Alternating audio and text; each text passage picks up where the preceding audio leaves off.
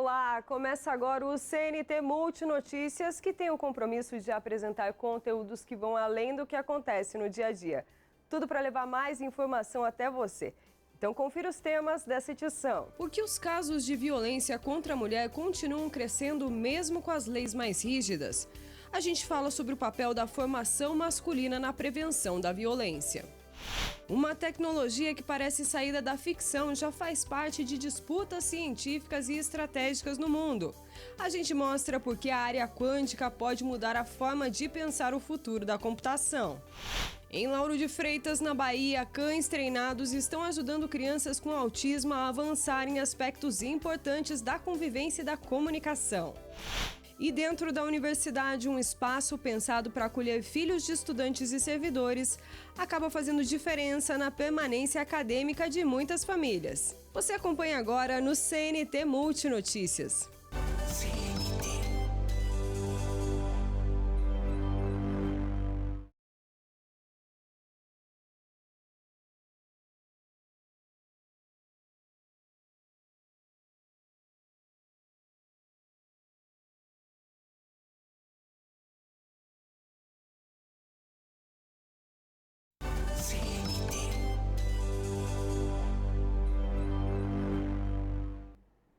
A gente começa falando de um assunto sério.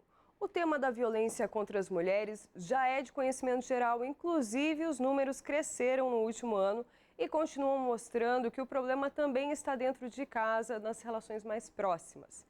Nesse contexto, o debate não envolve apenas a questão da punição, traz um outro ponto muito importante.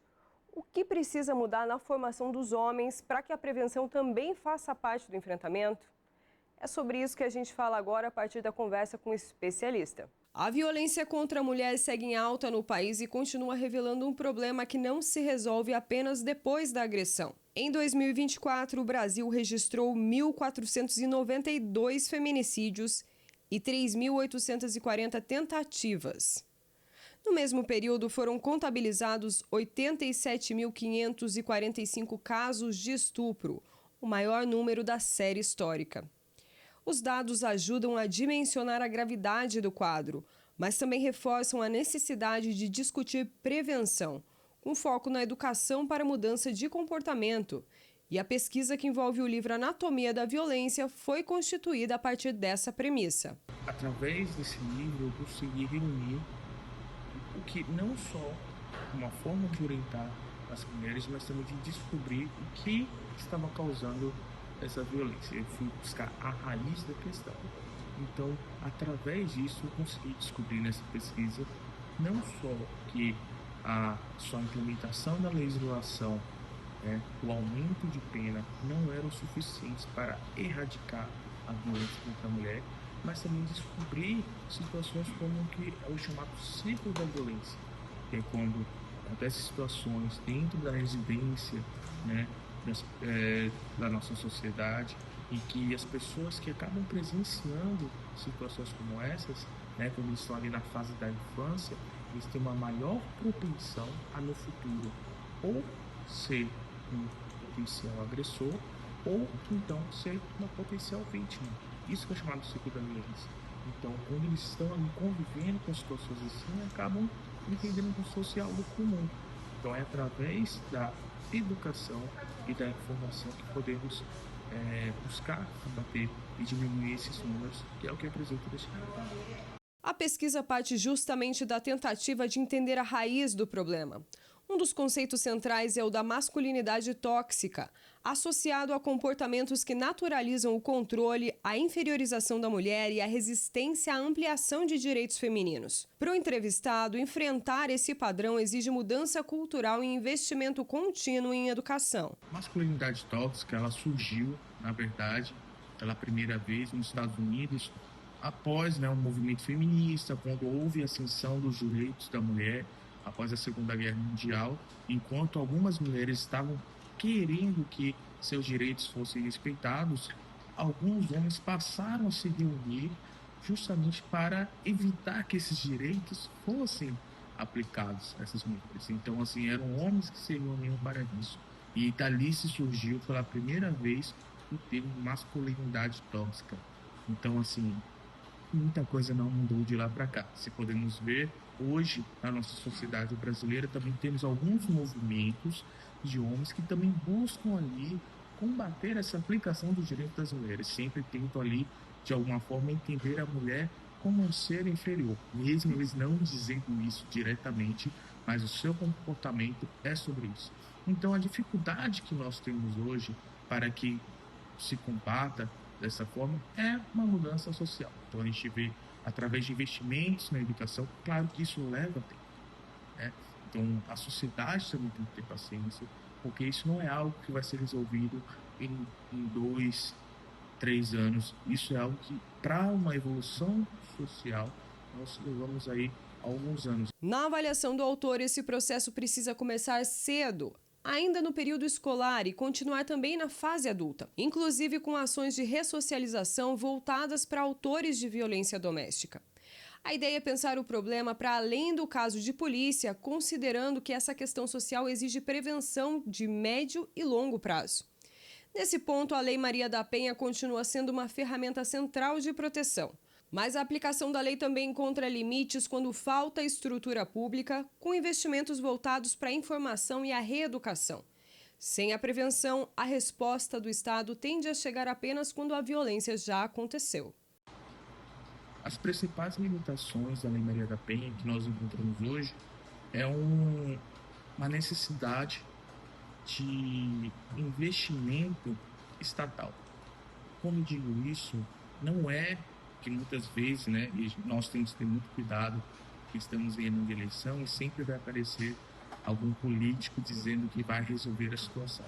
Normalmente essa situação é relacionada ao punitivismo, mas quando a gente fala, a Lei Maria da Penha, ela também fala de busca da educação, da informação, e que nós costumamos ver hoje em dia que realmente, quando se é necessário aplicar dessa forma, há ausência de investimento na educação.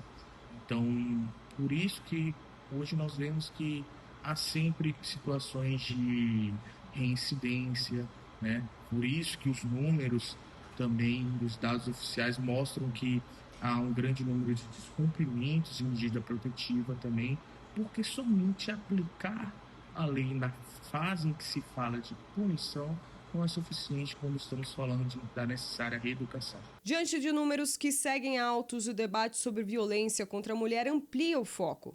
Além da proteção judicial e da responsabilização dos agressores, especialistas defendem que reduzir esse cenário também passa por escola, informação, políticas públicas e mudança na forma como a sociedade educa os seus homens. Discutir violência contra a mulher também é discutir o que os homens aprendem sobre poder, afeto, conflito e convivência.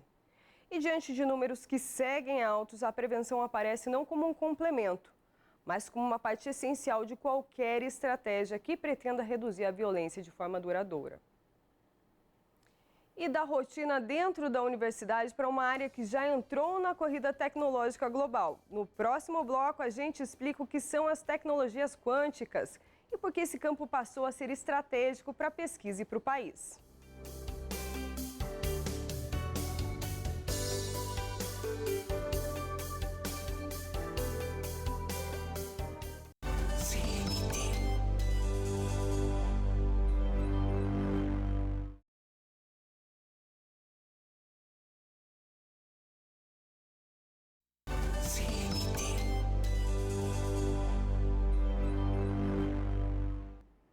Computação, segurança de dados e sensores mais avançados.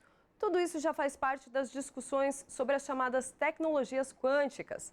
O tema ainda é desconhecido para muita gente, mas essa área já movimenta pesquisas e estratégias em vários países. Então vamos ver o que está por trás desse conceito e por que dominar esse conhecimento é visto como questão de futuro e também de soberania. Tecnologia quântica pode até soar como um tema estranho, mas é uma tecnologia que faz diferença no nosso dia a dia. Ela nasce da física quântica, área que estuda o comportamento e a interação de partículas muito pequenas. A partir desse conhecimento, pesquisadores desenvolvem ferramentas capazes de enfrentar problemas que as tecnologias atuais ainda não conseguem resolver. As tecnologias quânticas, elas vêm da física quântica. que trata exatamente da interação entre partículas. E esse conjunto de tecnologias, na verdade, ele vem surgindo agora para resolver problemas que você não consegue resolver com as tecnologias atuais. Os computadores não conseguem resolver ainda, que as comunicações não conseguem resolver. As tecnologias quânticas aparecem em aplicações práticas, principalmente na proteção de dados.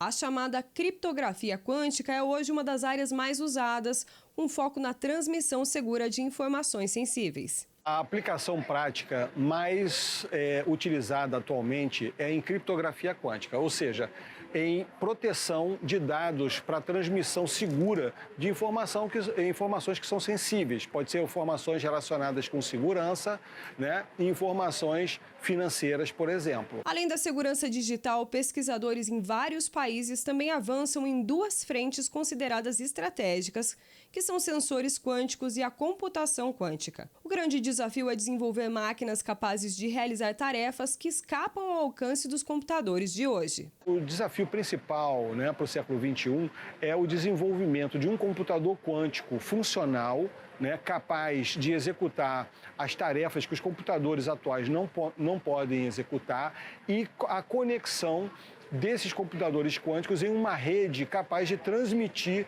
de maneira segura estados quânticos, ou seja, informação quântica. Por trás dessa corrida tecnológica existe também uma disputa por autonomia. Dominar essas ferramentas é visto como uma forma de proteger dados e sistemas estratégicos. E nesse cenário, a formação de pesquisadores e o fortalecimento das universidades ganham força. Proteger as comunicações nacionais, proteger os nossos sensores, proteger também a nossa informação e a nossa computação, é importante que o Brasil domine tecnologias como essa, e a gente tem certeza que as nossas universidades, como a UFES, são celeiros de talentos para que a gente desenvolva essas tecnologias no Brasil. É nesse contexto que a Universidade Federal do Espírito Santo vem ampliando o debate sobre o tema. Um encontro promovido pelo Instituto Nacional de Tecnologias Fotônicas para a Transformação Digital reuniu pesquisadores, governo e indústria para discutir o chamado futuro quântico. Marco, né, para a ciência capixaba. Um grupo de pesquisadores, não só do Estado, mas pesquisadores de todo o Brasil e internacionais, mas liderado por pesquisadores do Espírito Santo, está inaugurando uma grande pesquisa numa área que tem um impacto muito grande no médio e longo prazo da sociedade. Esse é um tema de fronteira que ainda não chegou, né, para o dia a dia das pessoas, mas que vai impactar sobretudo duas grandes áreas que hoje se fala muito, que é a área de computação, a forma como a gente vai programar e implementar novos computadores, né? E a parte de sensoriamento, que tem um interesse muito forte para a indústria. E a nossa expectativa é que nos próximos anos a gente comece a ver empresas que desenvolvem soluções na área e produtos e serviços que utilizam essa tecnologia. Agora a gente vai conhecer um projeto de Lauro de Freitas, na Bahia, que aposta na relação entre o animal e a criança como ferramenta de terapia e inclusão. Cães treinados estão ajudando crianças com autismo a desenvolver habilidades sociais e emocionais. O cachorro já costuma ser considerado o melhor amigo do homem, mas em alguns casos ele se torna parte de um tratamento. Os cães podem ser treinados para auxiliar no desenvolvimento de crianças com autismo. A ideia é dar destaque para o vínculo com o animal durante a terapia. Isso porque os cães ajudam na regulação emocional, aumentam a autoconfiança e contribuem para a interação social. Eles funcionam como uma ponte, trazem segurança, estimulam a autonomia e facilitam a comunicação. O aumento da autoconfiança, o aumento da estabilidade emocional são benefícios imprescindíveis e que são trazidos de forma frequente a partir da terapia, tanto assistida quanto do cão de assistência. Alguns animais são treinados apenas para participar das sessões terapêuticas. Outros passam a fazer parte da rotina da criança dentro de